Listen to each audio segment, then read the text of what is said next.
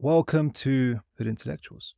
This is the platform where we discuss hip hop, we discuss lyrics, and we try to extract lessons and learn from the people who we listen to every single day. There are only certain rappers or artists that I will target because I think there's a lot of rubbish out there, right? And it's important to make sure that we are feeding our minds and our souls only what's beneficial. And that's how I approach hip hop. Like I personally can't listen to something that is extremely profane or just promotes nonsense.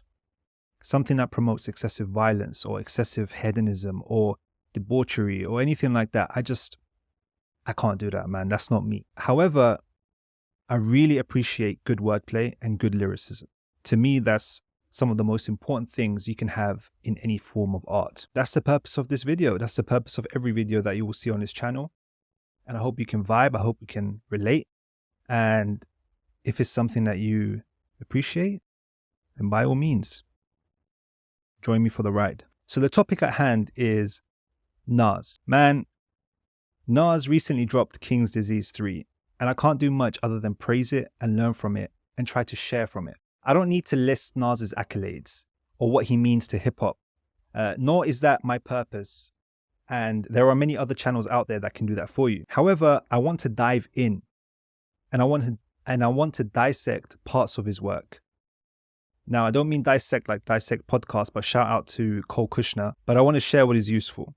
The purpose has and always will be, God willing, about instigating the mind, questioning things intellectually, and reading in between the lines. A lot of people see hip hop, especially the type of hip hop that I will be referring to on this channel, as nothing more than blasphemy, hedonism, debauchery, and general misguidance guised as entertainment. Yes, we can say that Jay-Z can be quoted at the end of his song Ignorant that he said, it's only entertainment, right?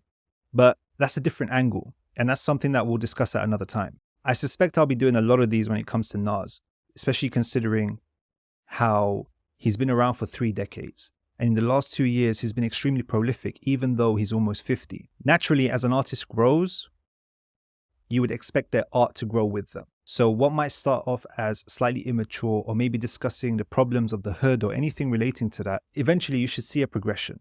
It doesn't have to be linear, but progression is progression, and that's what we look for. We're looking for growth. We're looking for what we can learn from these people. Naturally, an artist grows as a human being, or rather should be growing as a human being. And because of that, their art grows with them.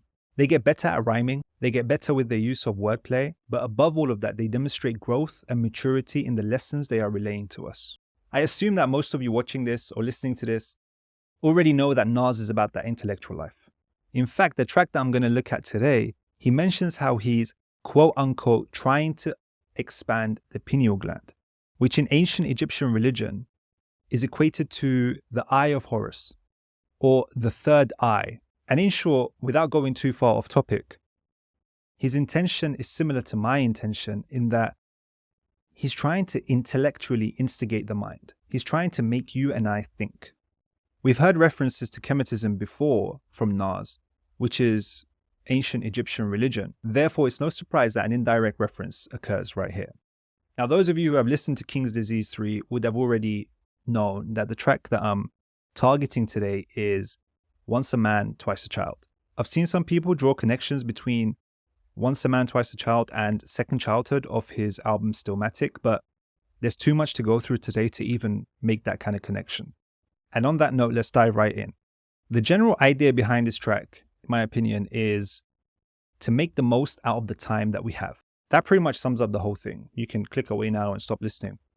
Basically, that's basically all I'm going to talk about this whole video. But don't do that. Stick with me for a minute. Nas is at that point in his life where he can look back and see how quickly things have gone by. He sums it up with these lines, and I quote, "From mama's boy to preschool to college to now employed. Now you won, got your first crib, she's having your firstborn. Went from buying the finer toys with your boys to buying toys for your boy. It's crazy how fast he's growing for sure." He paints us a picture of ourselves, if you like.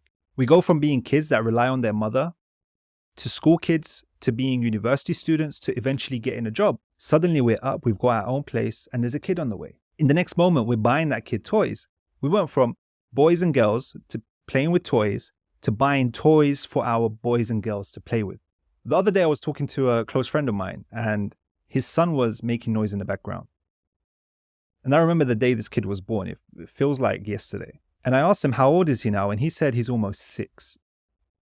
It's like, damn, bro, like when did he come to 6? When did he become 6? And yeah, it's crazy how quick he's growing for sure, whether it's your child or someone else's child. You can see how quickly they're growing up. And the way Nas has structured these bars, it's like a continuous cycle. We've grown up, we've gone from mama's boys to working, to having our own place, to having our own kid, to watching the kid grow up so fast that now it's the kid's turn to grow up and see his own kids grow up. And then the cycle just continues and continues. It's like we can see how quick they're growing up, but we fail to realize how quick we are growing up when we are in the moment. We can see the next generation growing up so quickly, but we can't see that we are also growing up towards our prime, beyond our prime, and eventually into our decline. This is how Nas sets the scene. He paints us a picture. He makes us reflect and introspect. And then towards the end of his first verse, he concludes with the lines, and I quote, "Live while you got the strength to, health you should tend to. Look, all of us ain't gonna get old. I hope this message hit." I'm sure many of us listening to this now or watching this are nearing our 30s or probably in our 30s, in our 40s. And we can already feel the lack of strength, or rather the lack of energy we had compared to our younger days. And once again, Nas displays his genius. He gives us advice to live, as in, do the most while we have the time and the strength to do so. However, he adds health you should tend to, because without health, there is no strength. So in essence, if we maintain our health, then we'll be able to maintain our strength. He gives us advice to live, as in to make the most out of the strength we have. But then he tells us that we must tend to our health. Why? Why in this particular order? Because typically we are strong and healthy. But when our health declines due to bad habits, life circumstances, or whatever it may be, we consequently end up losing our strength. So in essence, tending to our health should prolong our strength, which in turn permits us to do more with our lives. He then adds a layer on top by saying that most of us aren't going to reach old age. It's important to understand that. It's important to understand that there's a balance. There's a balance between the inevitable end and our life that we are living, which seems like it will last forever. The reality is that it won't. However, that shouldn't stop us from trying our best. It shouldn't stop us from doing what we should. It's a balance. A balance is needed.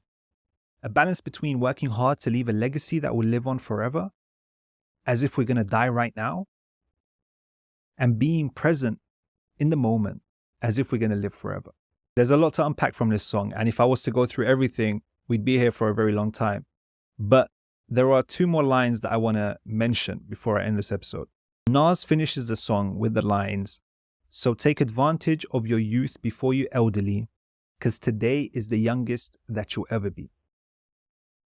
We're all born with a set amount of time. We'll never know how much time that is. However, the people that outlive us will know how much time we've had, but it will be too late for us. When Nas says today is the youngest you'll ever be, after some quick research, I saw that this is a quote or part of a quote that's generally associated with Eleanor Roosevelt.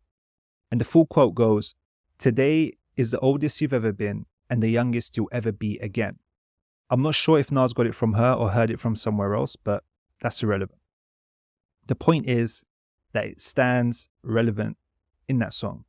The message is clear. I only mention that because I'm not sure if Nas got it from her, but those of you who have heard it before and associate it with her, I mentioned it for you guys. Once again, Nas demonstrates his lyrical prowess. He connects the word youth with youngest. By taking advantage of your youth before you're elderly, it gives your youth a constant. And what I mean by this is that if you're always the youngest you'll ever be, then by taking advantage of your youth, you're technically a youth compared to your elderly age, if that makes sense. My takeaway from these lines is that as long as you can do something meaningful, it's not too late. But I also understand that there's a flip side to that way of positive thinking. And that is that time is limited, man. We have less of it every single day. And while that shouldn't make us buckle on this journey called life, it should make us move with a bit more haste. Time is arguably the most valuable thing we possess, alongside health. But time is one of the things that is almost impossible to ever get more of, except in the case where you might streamline your life, or you might find something, or you might get financial freedom, or some sort of freedom that takes you away from having to do the menial tasks in life, which might give you more time relatively. But generally, you get what you're given. Nas has always been a teacher. He's level-headed and deliberate in his delivery, and few artists can paint a picture like him. It's important to understand the lessons told because it doesn't only impact his legacy, but also our own. I hope you found this episode useful. I hope you found it beneficial. Thank you for tuning in. And if you have any feedback, please leave a comment below or send an email via the website. I appreciate everyone who's supported me up until this point. They know who they are. I've learned from many, and I hope this endeavor leads to nothing but good. Please share, subscribe, like, and I'll see you in the next one in a bit.